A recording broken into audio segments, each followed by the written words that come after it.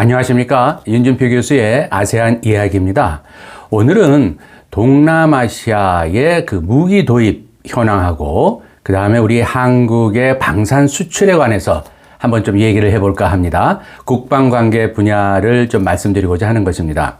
자, 스웨덴의 그 스톡홀름에는요, 스톡홀름 국제평화연구소, 약자로 SIPRI, 시프리라고 불리는 아주 유명하고 권위 있는 안보 군사 관련한 연구소가 있습니다. 이 연구소에서 여러 가지 자료들이 나오고 있거든요. 저는 요번에 바로 그 자료, 최근에 나온 그 자료를 기반으로 해서 그 중에서도 동남아시아에 대한 미국과 러시아, 또 중국 등등 이런 나라들의 수출 감소는 전반적으로 좀 감소하는 추세에 있다. 그리고 상대적으로 한국의 수출은 상당히 증가하는 추세다라고 하는 그 자료를 가지고 여러분들한테 좀 소개를 해드리고자 합니다.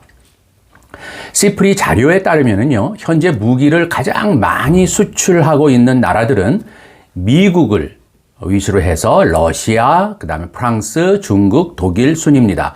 그리고 한국은 전체적으로 8위에 해당을 합니다. 한국의 방산 수출액은요, 2017년부터 2021년까지 5년간이 2012년부터 2016년까지의 그 전에 5년에 비해서 무려 177% 증가한 것으로 나타납니다. 한국은 최근에 첨단 무기 시스템, 그다음에 항공기, 장갑차, 전차 등을 동남아시아, 중동, 또 유럽과 호주 등에 대거 수출함으로써 중요한 방산 국가로 급부상했습니다. 시프리가 추정한 2012년부터 2021년까지 10년간의 세계 방산 수출 동향을 보면은 전체적으로 이것은 누적액이 2,800억 달러에 달했고요. 동남아시아는 그 중에서도 중요한 무기를 도입하는 시장입니다. 동남아 국가들은 방위 산업 기반이 취약해서요, 해외 제조사에 크게 의존하고 있습니다. 또한 역내 최대 난제인 남중국해 분쟁 문제로 인해서 낡은 무기를 첨단 무기로 좀 교체하길 바라고 있죠. 아세안 10나라들은 지난 10년간에 240억 달러에 달하는 무기를 해외로부터 수입을 했고요. 이는 전 세계 무기 수입의 8.6%에 해당하는 규모입니다. 방위 산업은 돈에 관한 것만이 아니고요, 타 국가와의 전략적인 파트너십을 구축하는 문제와 연관되어 있어서 국가 안보와 아주 밀접한 관계를 가지고 있죠. 한 국가가 다른 국가로부터 무기를 구입을 하게 되면 향후 수십 년간에 걸쳐서 관련된 부품들이라든지 또한 군수품이라든지 그걸 업그레이드하는 문제라든지 이런 것들에 의존하기 때문에요, 국가 간의 신뢰는 필수적으로 중요한 문제입니다.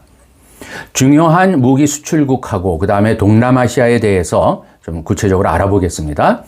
미국은요, 동남아시아에 대한 방산 수출이 전체적으로 감소되었는데요. 2017년부터 2021년까지 미국의 무기 판매는요, 그 전인 2012년부터 2016년까지의 5년에 비해서 약 51% 하락했습니다. 이는 싱가포르가 미국의 군사 장비를 예전만큼 그렇게 구매하지 않은 것이 중요한 이유가 되더군요. 참고로 싱가포르는요, 상당한 군사 장비를 자체 개발하고 또 조달하는 군사 강국임을 제가 오늘 좀 강조하고 싶습니다. 소총은 물론이고요, 장갑차, 견인포, 또 전투함 등등을 자체 생산할 수 있고 또 이걸 정비할 수 있는 동남아시아에서 규모는 작은 나라지만 매우 강력한 군수 산업과 국방 체계를 가지고 있는 나라라는 점을 제가 오늘 강조드리고 싶습니다. 싱가포르는 미국산 스텔스 전투기죠, F-35를 구매할 가능성이 앞으로도 높고요. 또 인도네시아는 미국으로부터 F-15, 그 다음에 필리핀도 미국산 헬리콥터를 구매할 예정입니다. 자, 이제 러시아인데요. 러시아의 동남아시아에 대한 2017년부터 21년까지는 방산 수출은 그 전엔 2012년부터 16년까지 5년간에 대비해서 67% 급락을 했습니다.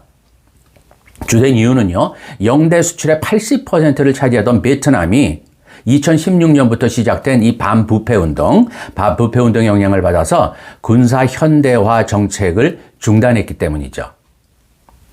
러시아는 미얀마 등 다른 나라들의 무기 판매를 시도했지만 거래가 실제로 발표된 적은 없습니다. 러시아산 무기는요, 또 최근에는 우크라이나 침공 이후에 그 낮은 무기 성능이 밝혀지면서 평판이 크게 나빠졌고요. 또 서구의 대러시아 제재로 인해서 러시아의 방사는 큰 타격을 받고 있습니다. 인도네시아는 2021년도에 러시아산 전투기 구입을 취소했고요. 필리핀은 러시아로부터 군사용 헬리콥터 계약을 한 것을 파기한 그런 경력이 있습니다. 중국은 2021년부터 2021년 기준으로 해서요, 40개국이 넘는 나라에 무기를 판매해 오고 있어서 미국, 프랑스, 러시아, 이탈리아에 이은 세계 5위의 무기 수출 국가입니다. 중국의 방산 산업은 전부 다 국유기업이죠. 그래서 정부가 경쟁이 안 될 정도의 싼 가격으로 제공할 수가 있습니다.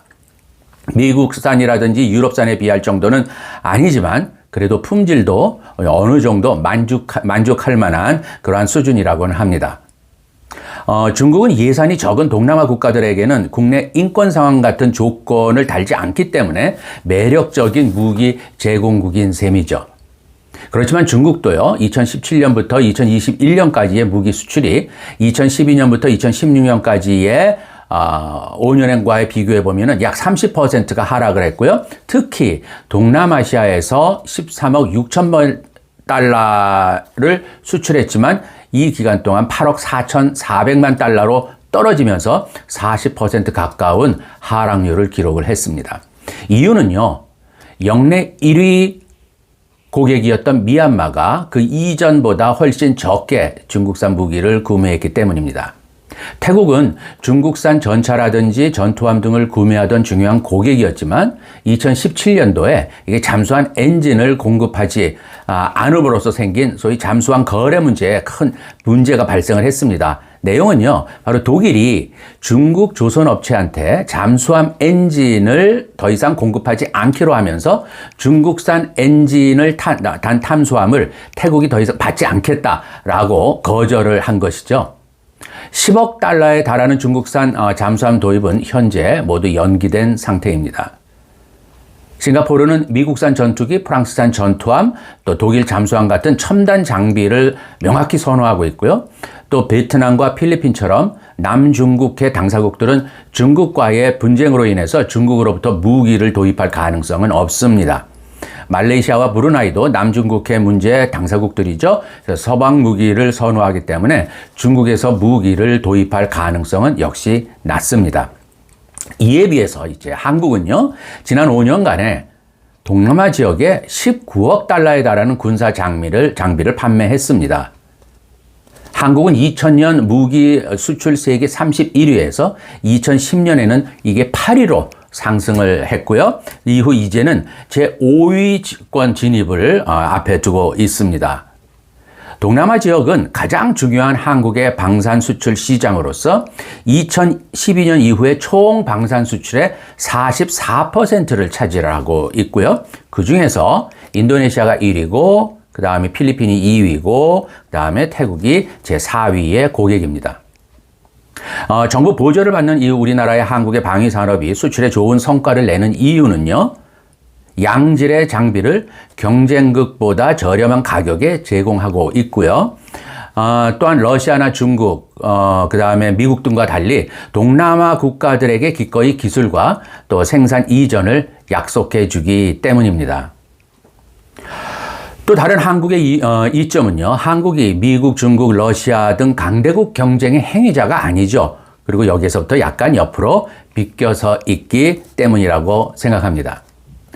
인도네시아와 필리핀은 모두 한국의 이 방산 품질 수준에 만족을 해서 더 많은 무기 도입을 고려를 하고 있습니다.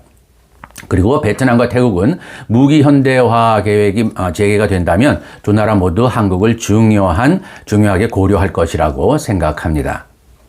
2022년도 우리 한국 방산에 매우 중요한 해가 올해가 되는데요.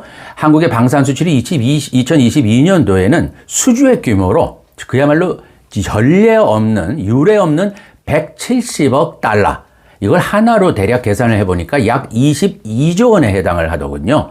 22조 원 규모의 방산 수출을 할 것으로 지금 예상을 합니다. 방산 수출은요, 22년도까지 평균적으로 연평균 30억 달러를 유지하다가요, 2021년에 72억 5천만 달러로 증가를 했고요. 그 다음에 올해 이게 바로 특히 이 폴란드하고 124억 달러의 사상 최대 규모의 무기 수출 계약을 성사시킴으로써 전년도의 2배를 훌쩍 뛰어넘는 그런 성과를 이룬 것입니다. 한국의 연간 무기 수입 규모는 50억 달러 수준입니다. 금년도에 폴란드와 체결한 방산 수출 내용을 보면요, 230mm 다연장 로켓인 그 천무가 있죠. 그 다음에 K2 전차, K9 자주포, 그 다음에 FA-50 전투기 등입니다.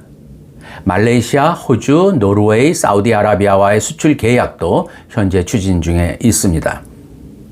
이렇게 되면 한국은 중국과 독일을 제치고 세계 4위의 방산 대국이 되는 셈입니다. 자, 오늘은 동남아 무기 도입의 현황이 어떻게 되고 있는지 좀 소개해 드렸고요. 관련해서 우리 한국의 방산 수출 증가 상황에 대해서도 말씀드려 봤습니다. 들어주신 여러분, 감사합니다.